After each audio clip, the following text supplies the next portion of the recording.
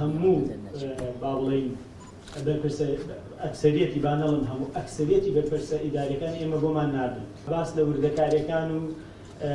بیرۆکەی پرۆژەکە چۆن هاتووە. ئێمە لە ساڵی 1970 لەگەڵ کۆمەڵێک لە گەنجانی خۆبەخش لە شاری هەڵەبجە هەستین بە ئەنجامدانی پرۆسەی ئامارێک بۆ ئەوەی بزانین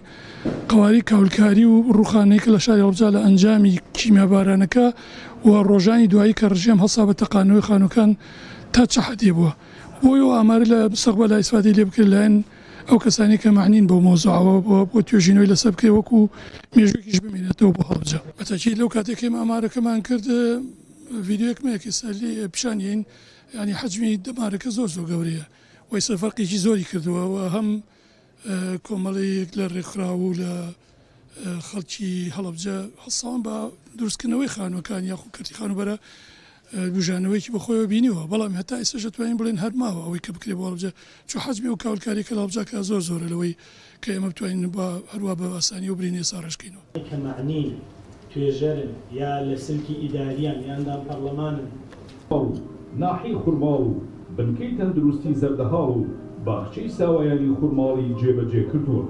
ڕاستە هەڵەبجە قۆناغی باشی بڕیوە قۆناغ بە قۆناغ من هەر سەرەتای دامەزراندنم لە سەرۆکایەتی شارەوانی هەڵەبجە کە فەرمانگەیەکی خزمەتگوزاریە قۆناغ بە قۆناغ توانراوە ئیش بکە هەتاکوم ئێستا کە ئەتوانم بڵێم ڕووبەری هەڵەبجە لە 33 کیلۆمەتر زیاتری تێپەڕاندووە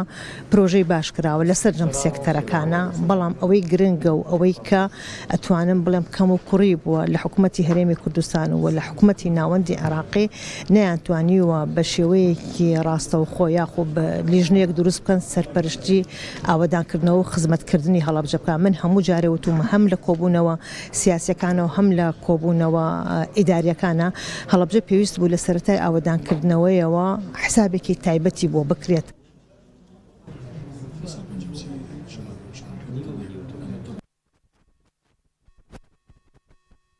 سەبارەت بەم کتێبە ئەمە یەکێکە لە پرۆژەکانی ڕێکخراوی دۆستانی هەڵەبجە. ئەم کتێبە مەشروعی پرۆژەیەکە ساڵی 1998 لیژنێکی تقریبا 15-20 کەسی خۆبەخشانە و دڵسۆزانە خەڵکی هەڵەبجە داتایەکی ورد و زانستیان وەرگرتووە لەسەر با بڵێن کردی خانوبەرەی هەڵەبجە زیانەکان بەهۆی کیمیابارانی هەڵەبجەوە تا چەند زیانی تا چەند کاریگەری لەسەر کردی خانوبەرەی هەڵەبجە جێهێشتووە. طبعا کارەکە کارێکی خۆبەخشانە بووە و لە ماوەی 5 ڕۆژە کراوە هەڵەبجە دابەشی 8 زۆن کراوە. ئەمە